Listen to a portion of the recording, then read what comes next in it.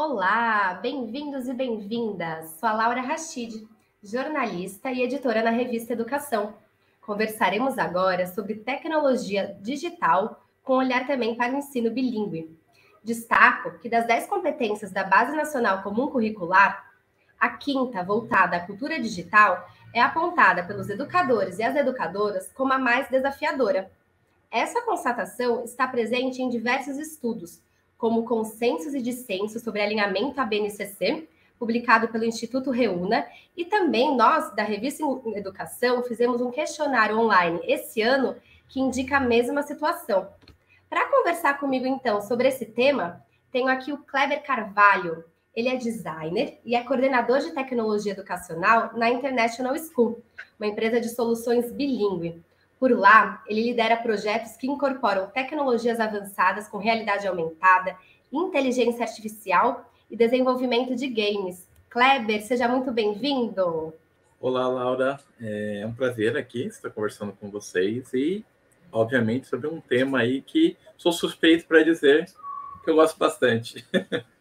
Maravilha. E tá bem, tem momentos, chega às vezes inteligência artificial, chega vários pontinhos aqui que mesmo aqueles que tentam se fechar, às vezes não conseguem, então é um tema que precisa ser discutido, né? Tecnologia, no geral, assim, já impacta, nesse momento, a discussão é que impacta todos os setores aí, né? Educação ainda é um ponto mais delicado ainda, né? Porque tem várias coisas a se considerar aí com a adoção de tecnologia educacional.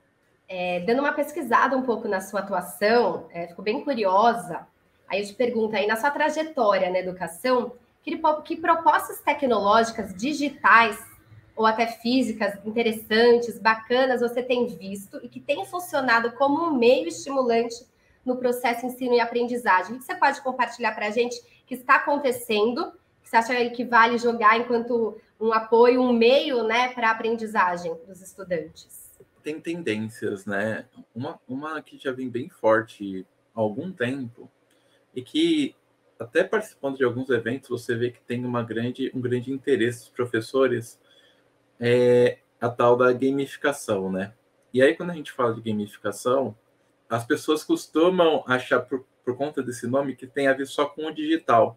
Mas, na verdade, não, né? A gente pode ter jogos, trazer essas questões dos jogos para soluções físicas, né, educativas, né?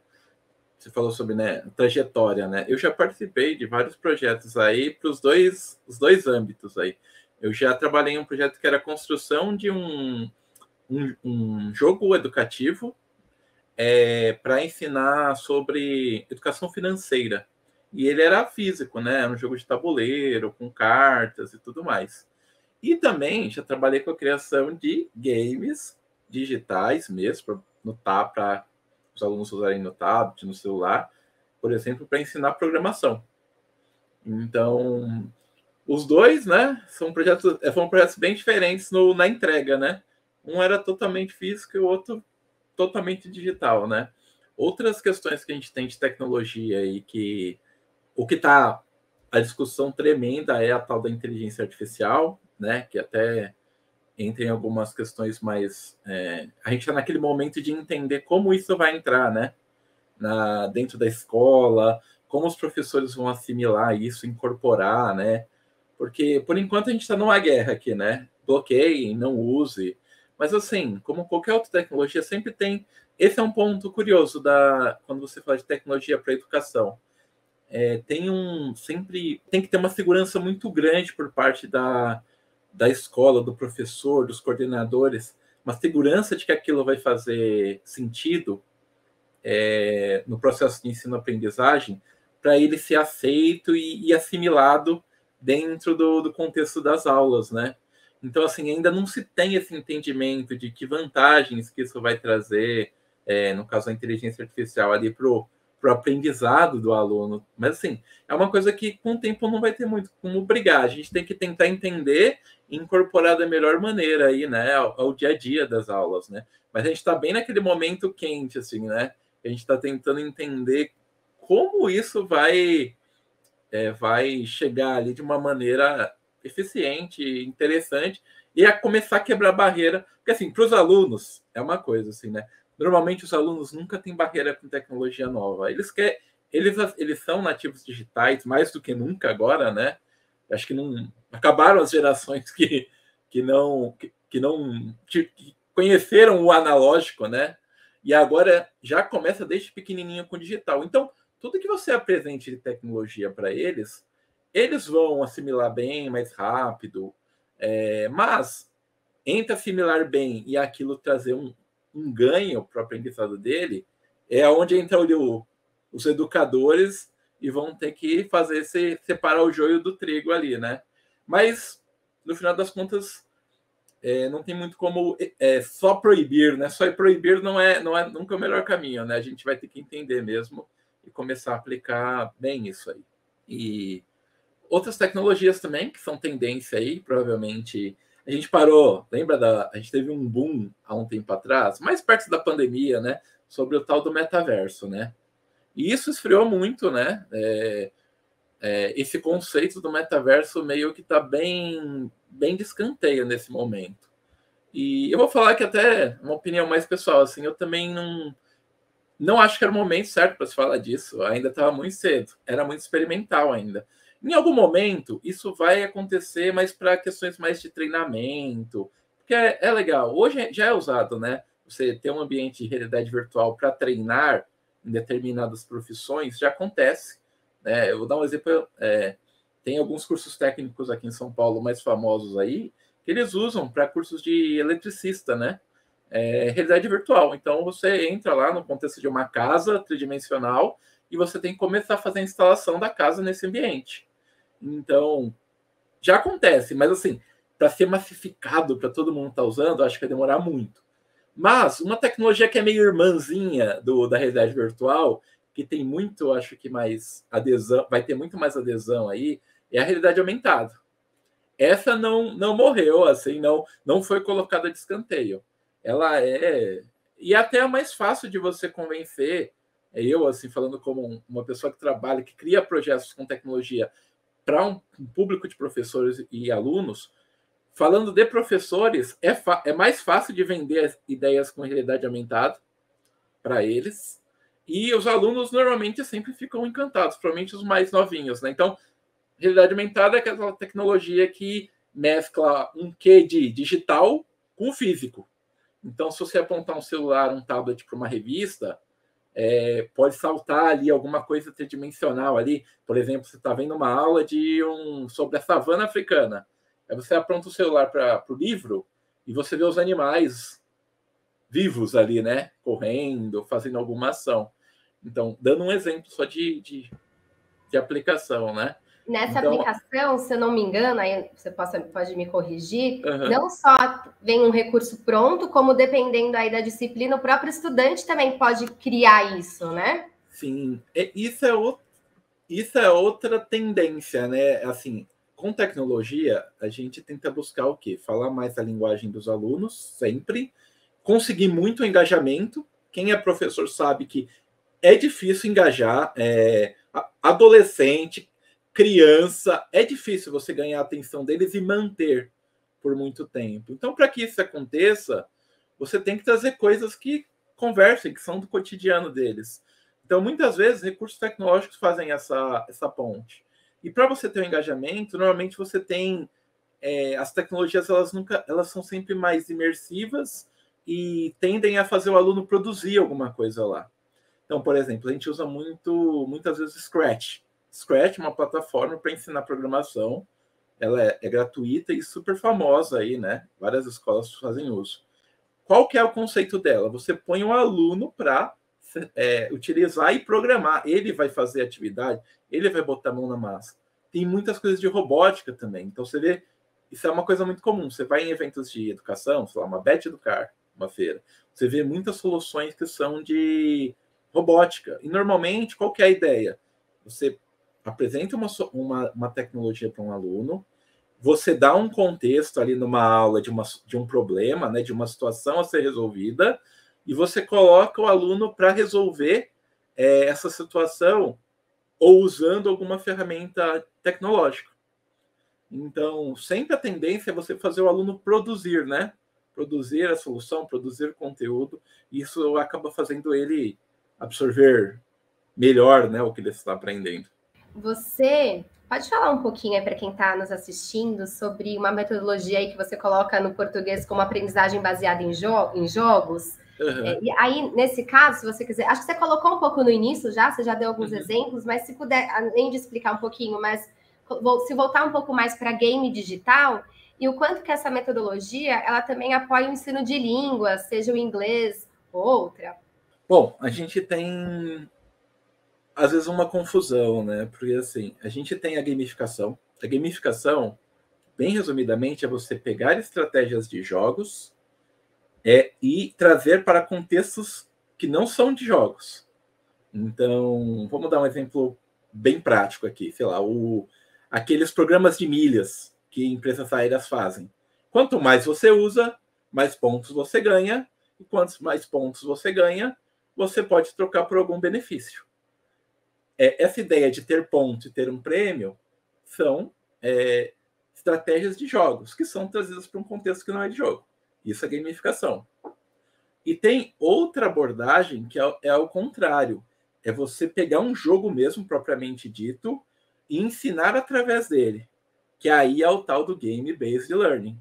O Game-Based Learning é isso. É você pegar um jogo, usar ele como uma ferramenta didática e você, dentro daquele jogo mesmo, tentar ensinar alguma coisa. Eu posso, por exemplo, pegar jogos mais clássicos, sei lá, um banco imobiliário. E eu posso dar uma aula sobre finanças, sobre como usar melhor seu dinheiro para adolescentes. Então, eu parto de um jogo existente e crio um conteúdo de aula, um plano de aula para utilizar ele. Então, são duas abordagens diferentes. Uma, eu pego pedacinhos de jogos e uso num outro contexto que não é de jogo, e a outra eu pego o jogo inteiro e crio uma aula em cima dele. Então, são abordagens bem diferentes, assim, né? Com relação ao bilíngue, né? Posso dar um exemplo de ferramentas que até eu acabei trabalhando junto com a equipe aqui, desenvolvendo, né, no contexto da International School aqui, né, empresa que eu trabalho. Lá quando eu era jovem, quando eu também era muito mais gamer do que hoje, os jogos não eram nunca traduzidos, né? Eles vinham todos em inglês. Hoje, todos são... Você pode trocar o idioma, mas eles eram em inglês. E lá atrás, muita gente aprendeu assim. Se você fizer um levantamento aí com quem é mais ligado à tecnologia, muita gente aprendeu muito de inglês quando engajava num jogo e ficava com um dicionário mesmo, impresso do lado, tentando traduzir os textos dos personagens, quais missões que você tinha que fazer, era tudo em inglês. A boa parte do meu... Não querendo falar que as escolas não fazem o papel dela, mas em casa eu aprendi muito assim, porque eu estava engajado e eu queria terminar aquilo, então eu ficava traduzindo tudo. E isso, cara, com certeza meu vocabulário cresceu absurdamente como eu comecei a fazer isso. E trazendo um pouquinho dessa experiência agora, né, para desenvolver produtos até, a gente fez, né, recentemente games aí, né, que eles trabalham essa questão. Eles sempre pegam... Vou dar um exemplo. A gente inventou um jogo que se chama Game Time, que ele é um quiz game, né? É uma série de perguntas em inglês, com áudio em inglês, com imagens, e o professor vai passando ali como se ele fosse um apresentador de TV, dando as perguntas, e os alunos vão respondendo as perguntas com peças físicas. Então, eles levantam uma bandeirinha colorida, né? Se a alternativa é verde, eles levantam a bandeirinha verde. Então, assim, se vocês verem o engajamento que eles têm jogando esse jogo e como eles querem, né, estar ali envolvidos na situação, é absurdo, assim, é muito legal, assim, o tanto de engajamento que você consegue. Então, um exemplo, né, de jogo que a gente trouxe para tentar ali, né, ensinar um pouco mais, trazer um pouco mais do idioma. A gente criou também, por exemplo, uma biblioteca de games também para tablet.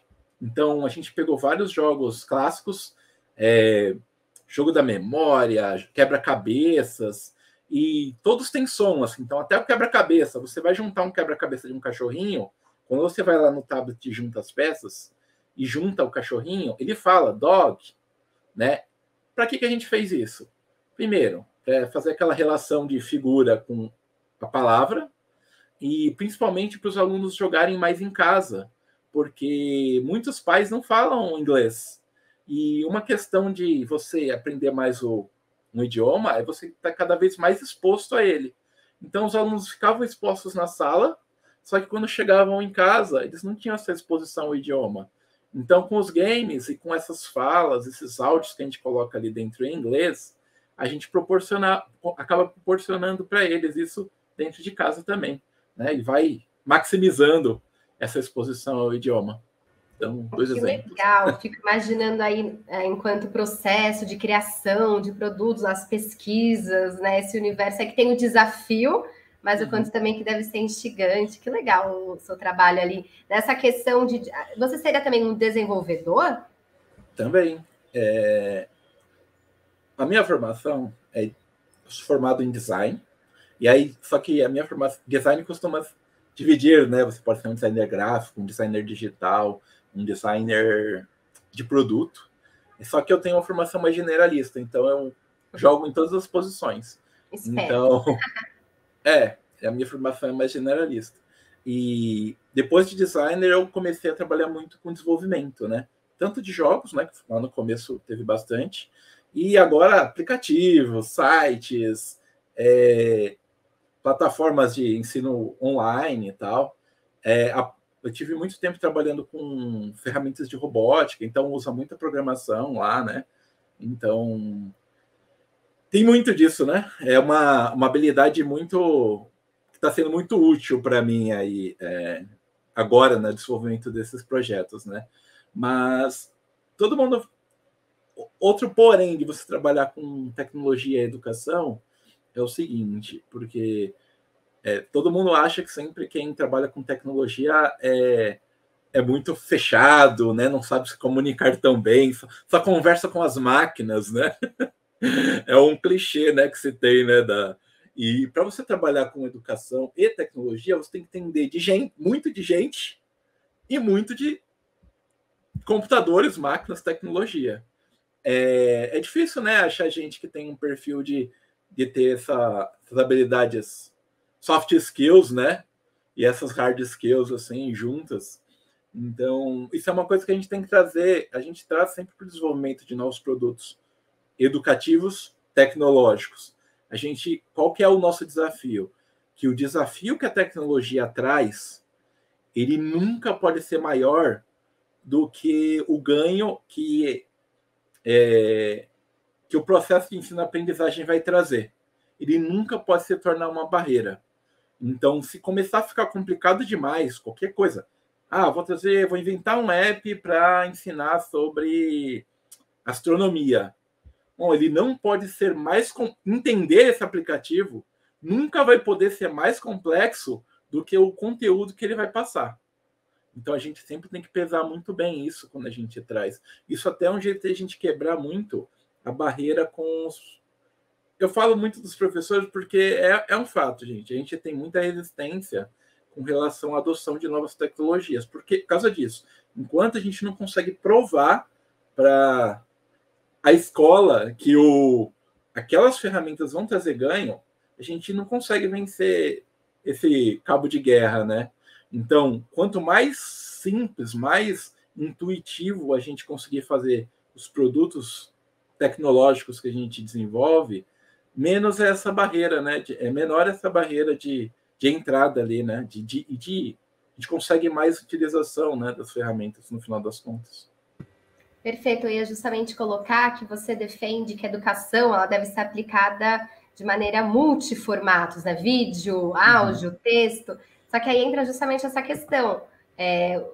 Como eu coloquei no início, que os educadores não se sentem preparados para essa cultura digital. Eu queria entender como que você enxerga esse embate, porque a gente sabe que tem uma questão de formação, mas talvez tenha um ponto que você está colocando, que é os educadores entenderem, olha, é assim, o seu funcionamento, o porquê, né? E talvez é isso, que é mais simples do que você está imaginando. Calma, como que você enxerga? Você colocou um pouquinho aí que tem essa questão que ele ficou assim, mas como você enxerga esse processo? Pensando em superar, justamente.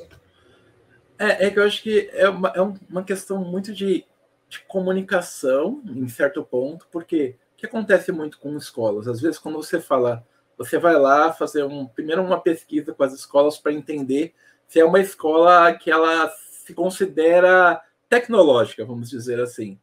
Normalmente, você vai ver, sei lá, um diretor falando que comprou projetores, computadores, equipamento. Equipamento tem a barreira do custo, obviamente, assim, mas não chega a ser o maior dos problemas. Qual que é o maior dos problemas? Que a gente tem que começar a colocar uma mentalidade, né, um mindset ali digital, né, na cabeça desse corpo docente aí, né? Porque não é só ter equipamento, não é essa a questão. Eu posso encher uma escola de tablet, de óculos de realidade virtual, mas se eu não conseguir passar para essa equipe, né, para esses professores, esses coordenadores, os ganhos e que aquilo vai realmente fazer diferença, vai engajar os alunos, eles não vão usar. Vai ficar encostado. Isso durante a minha vida profissional, eu vi isso acontecer várias vezes. Às vezes de algumas escolas comprarem, sei lá, vários kits de robótica e deixarem encostados num canto, porque a gente não conseguiu comprar quem de fato vai usar com os alunos. A gente não conseguiu ganhar eles, né? Tipo, olha, isso aqui é legal, isso aqui vai engajar, isso aqui não é um bicho de 7 cabeças. Então, tem uma questão de mentalidade aí, sim, de mudar, ter uma mentalidade mais mindset digital aí, né? Tem uma questão de quebrar essas barreiras mais tradicionais, assim, né? De mostrar que tem ganhos, né? Que não é só os formatos mais antigos, mais analógicos que funcionam. E assim, mostrar. E tem treinamento também, que é prático, né? Ó, temos essas ferramentas, vamos treinar vocês vão ficar mais confortáveis, e a partir do momento que vocês ficarem mais confortáveis, vocês vão começar a usar mais com seus alunos. E tanto é que quando a gente desenvolve alguma ferramenta nova aqui, até um game, a gente sempre junto, terminando o produto em si, a gente tem uma fase de fazer material de formação. Então a gente cria muito tutorial, né? Os tutoriais bem direcionados, não é para aluno, tem tutorial direcionado para professor. E aí o tutorial não fala só da tecnologia, ele fala da tecnologia e como ela pode ser utilizada no contexto de sala de aula. A gente tem material impresso, manuais mesmo, então a gente acaba entregando uma série de recursos de treinamento e formação, ali podemos dizer assim, que vai dar suporte para essa ferramenta que está sendo oferecida também, né?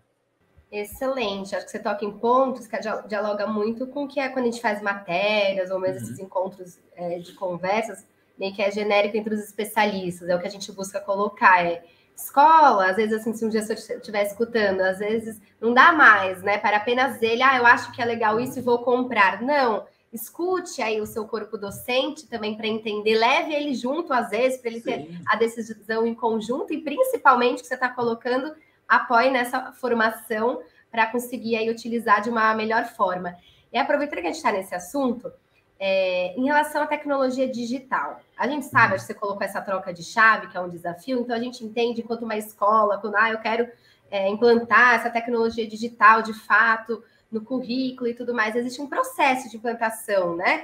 Como que você pode, o que você pode contar para essas escolas nesse processo? Porque não é apenas chegou um produto e pronto, né? A gente escuta muitas escolas, estamos há 10 anos nesse processo. O que você pode apresentar nesse início aí de uma implantação para se tornar, eu não sei se tornar, é apenas inserir em algumas atividades a tecnologia digital? Essa é uma pergunta bem difícil, porque eu vou te falar que eu falei, tirando do contexto educativo, tem escola ou tem empresas mesmo que não tem nada a ver com educação, que se vende como muito tecnológicas, e quando você entra lá no escritório, a galera tá escrevendo no papel folha de almaço ainda. E aí você vai ver, o cara se vende, nossa, nós somos super tecnológicos e tudo mais. Então, para a escola, cara, é um baita desafio. Primeiro, porque não tentando desestimular, assim, é só, assim, realmente para ter os cuidados, porque a gente tem várias coisas que vão jogando contra, né? Então, assim, se a gente fala dos pais, os pais normalmente não querem que o os filhos fiquem tanto no... Quando a gente fala digital, sempre vem a ideia do tablet, do celular. Aí sempre vem aquela questão dos responsáveis ali pelos alunos, que falam assim, em casa ele usa muito celular, na escola não pode. Tem escolas que já até por questões aí, né, dela mesmo, assim, né, regulamentos, nem deixam, né, utilizar às vezes isso. E aí a gente acaba até fazendo ali uma orientação, você pode estimular então de ele usar em casa, já que ele não pode usar na escola, a gente tem atividades que podem ser feitas em casa, como eu falei desses games que a gente desenvolveu, até era pensando nisso também. Tem muitas escolas que não deixam por regulamentos próprios, né, questões dela. Então, assim, mas para não deixar de oferecer, a gente tem soluções que é para casa. Então, assim, para uma escola, a gente fala muito da transformação digital, né? Deve ter ouvido falar. Muitas empresas falam da tal da transformação digital. O que é a transformação? Fazem digitalização. Então a transformação digital é um processo assim, de mudança de mentalidade, mais adoção de ferramentas, de tecnologias e mudança de processos. É um combo, assim. Então, tem que ser sempre... Eu acho que, primeiro, tem que ter um plano muito claro. Não é comprar tecnologia por comprar tecnologia. Então, assim, se eu chegar na escola e falar que eu vou botar uma lousa interativa em todas as salas, pode ser lindo para o marketing. Mas nem sempre vai surtir tanto efeito para o processo de ensino mesmo, assim. Porque pode ser subutilizado. Então, assim, discuta com o corpo docente, veja ali as ponderações que eles podem trazer com relação àquelas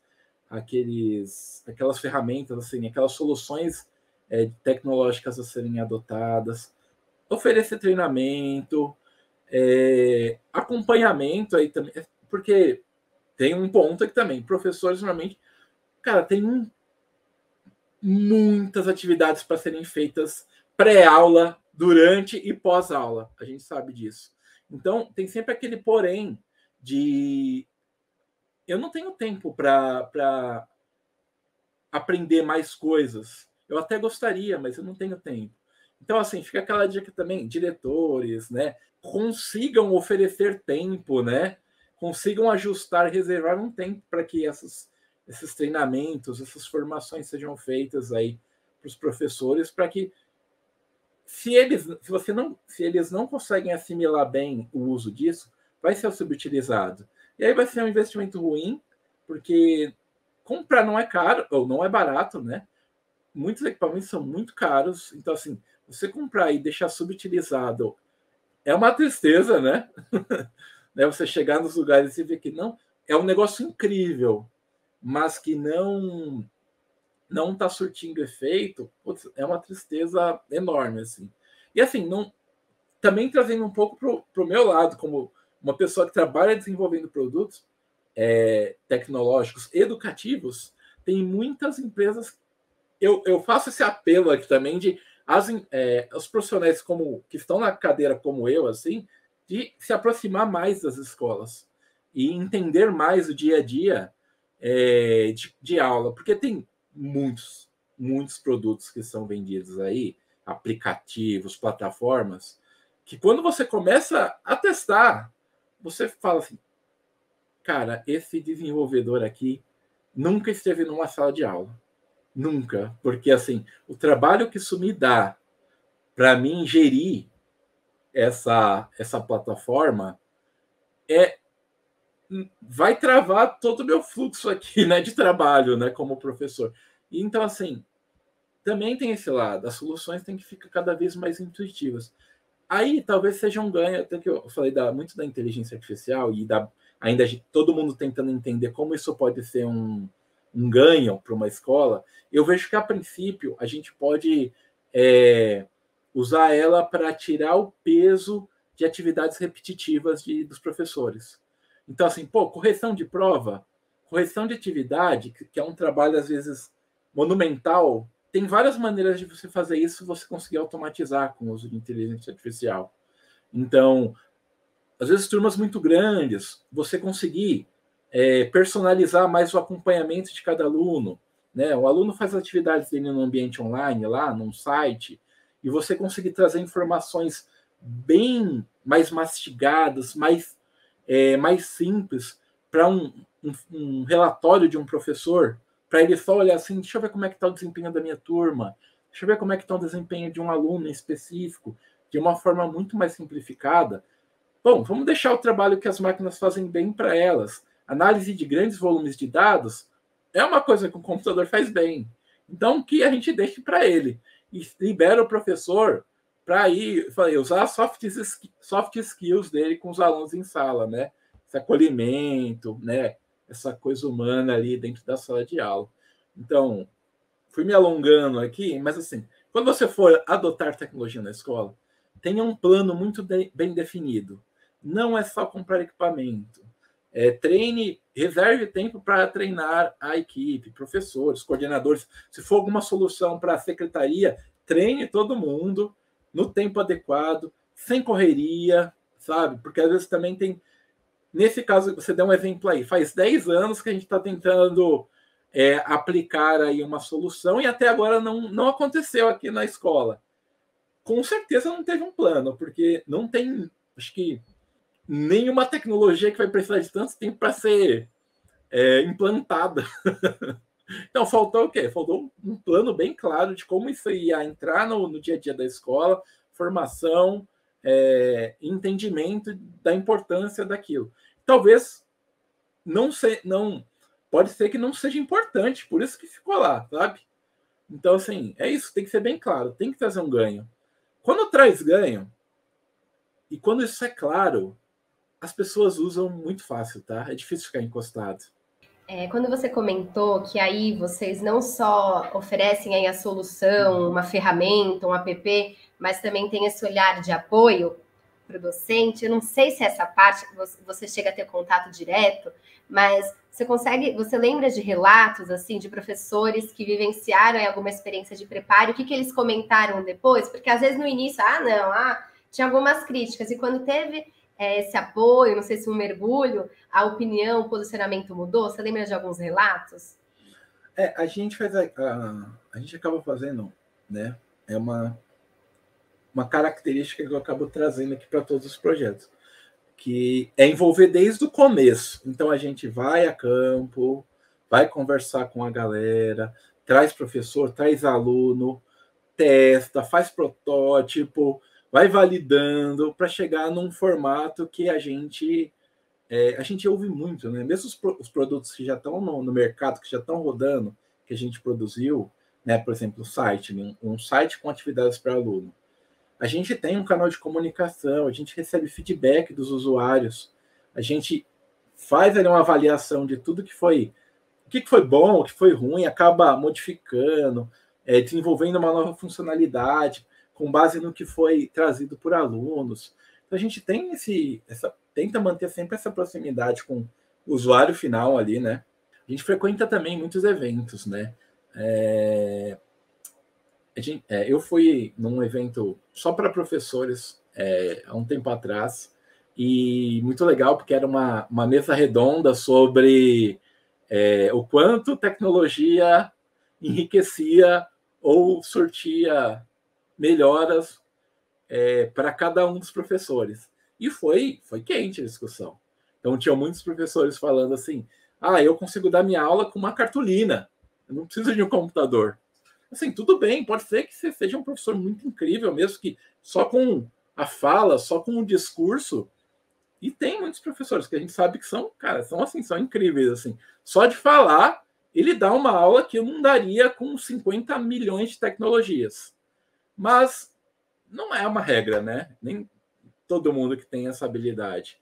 Então, assim, mas ali o que acontecia? Você via que tinham dois lados muito bem definidos. Tinha um lado que eu adoro, eu uso sempre, e tinha a galera que, assim, cara, não faz diferença, eu conseguiria dar com uma cartolina. E, para mim, o que eu fui lá? O que eu fui fazer lá?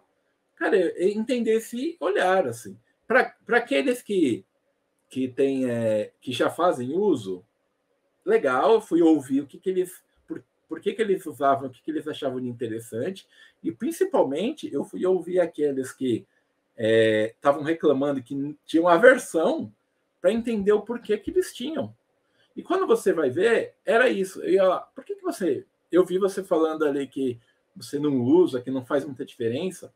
E aí o relato da pessoa era esse. Ah, eu tive uma experiência muito ruim, a gente comprou lá uma plataforma X e ela só me atrapalhou. E aí você fala assim, não foi culpa totalmente da ferramenta, foi culpa do processo, ele não foi bom. Jogaram ela na fogueira e falaram, olha, você tem que usar. E aí é óbvio que ela vai ser uma detratora, né? Porque comprometeu o dia a dia de trabalho daquela pessoa, né? Como professor. Então, a gente vê, né, esses relatos. E quando a pessoa, você vê que ela adota de primeira tecnologia, porque ela teve muitas experiências boas, ela teve contato com ferramentas que foram úteis, né? Ela viu um propósito naquilo, ela teve treinamento. Muita gente, normalmente os professores que são mais tecnológicos, eles têm um gosto por tecnologia, então eles acabam correndo por fora, treinamento, essas coisas. Você vê a diferença que faz. Quando ele se intera, quando ele assimila mais informação sobre aquilo, na hora de usar na sala fica mais fluido. E assim, isso eu acho que não é só com tecnologia, né? Eu acho que é com tudo, mas é isso, a gente precisa tentar, de alguma maneira, nessa loucura que é a vida escolar, arrumar um tempinho ali para deixar o professor ali experimentar, treinar e começar a entender o que ele pode trazer de ferramenta para a aula dele. E começa aos pouquinhos. Não é para você sair, eu falei, da lousa direto para uma coisa super high-tech.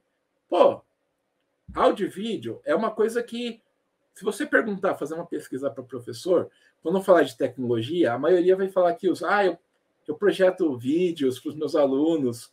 Então, assim, vídeo é uma coisa que é usada há muito tempo. Então, assim, com esse tempo todo que teve de uso, ficou normal. Então, eles não têm medo, né?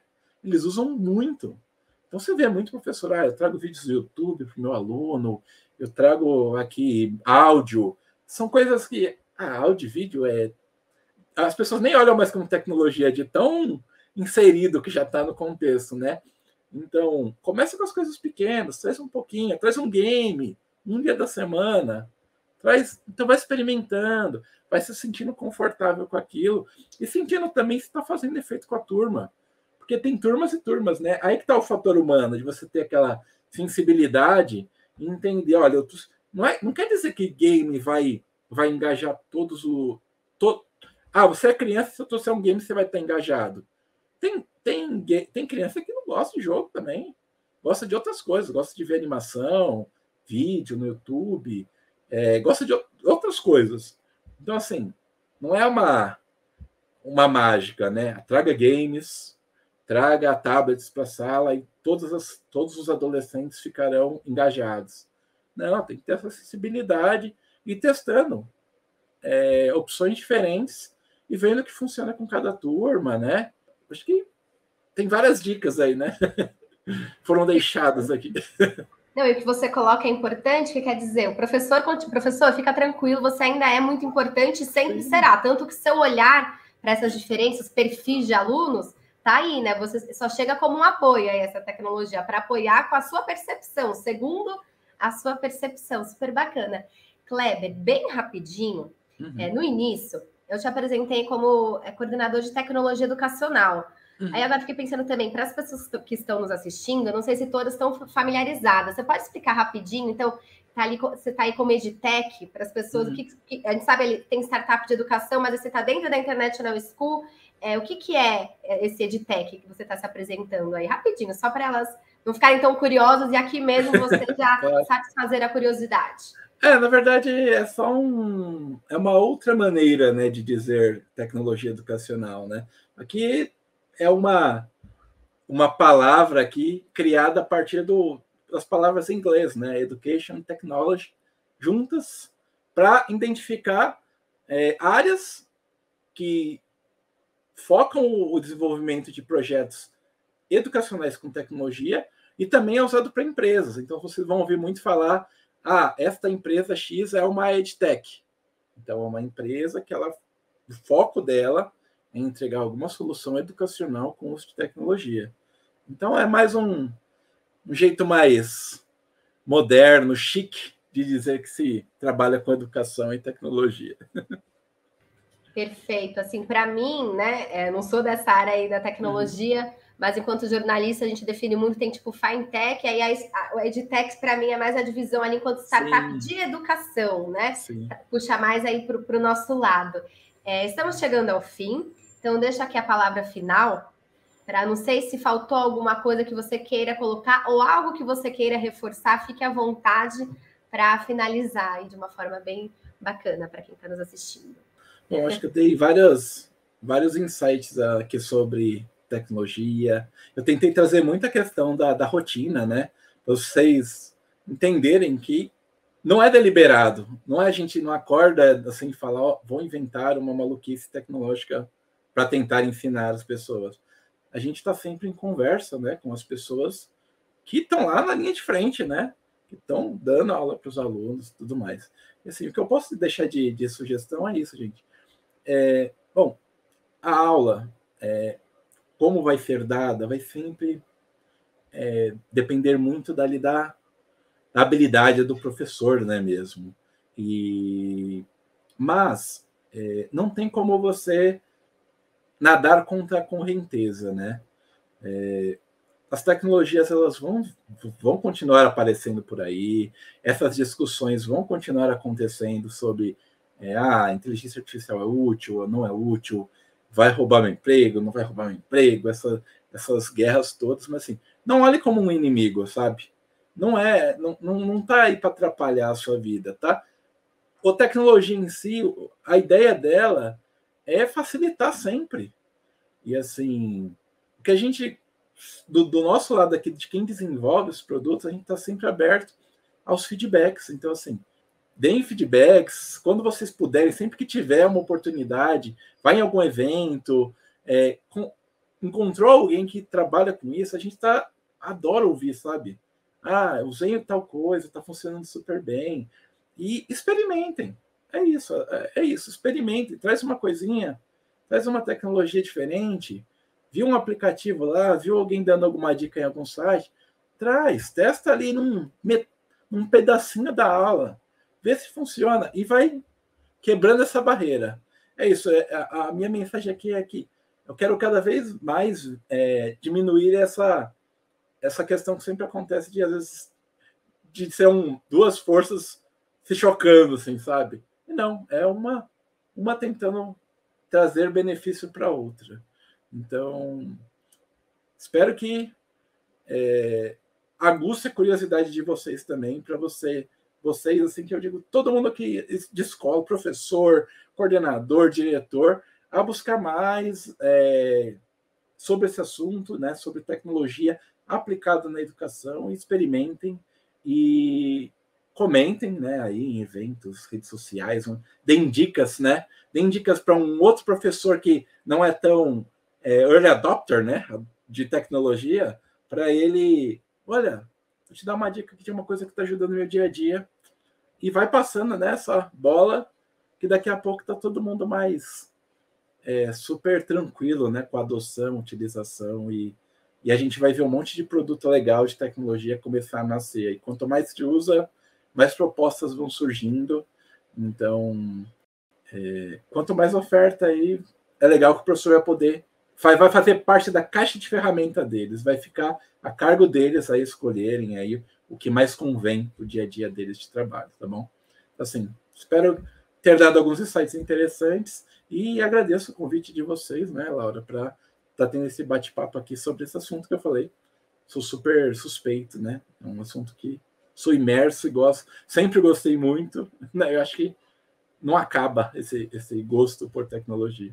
Você falou de alguns estereótipos aí do pessoal da tecnologia. Eu não sei se é por conta do seu fundo, eu não estou vendo, né? A cadeira e a poltrona de gamer, né? Eu até tenho. Ó, o fone é gamer, só que o neonzinho tá desligado e a cadeira tá aqui, só não aparece, mas tem também. Mas tá aí, firme e forte. Kleber, muito obrigada. Acho que você colocou enquanto enxergar também a tecnologia, seja digital ou física, mais a seu favor, essas atividades que estimulem, ativas e tudo mais. Obrigada a quem está nos assistindo. Continue nos acompanhando em outros vídeos que temos aqui, site, podcast, redes sociais, um monte aí desses universos que vão se formando. Obrigada e até a próxima. Tchau, tchau.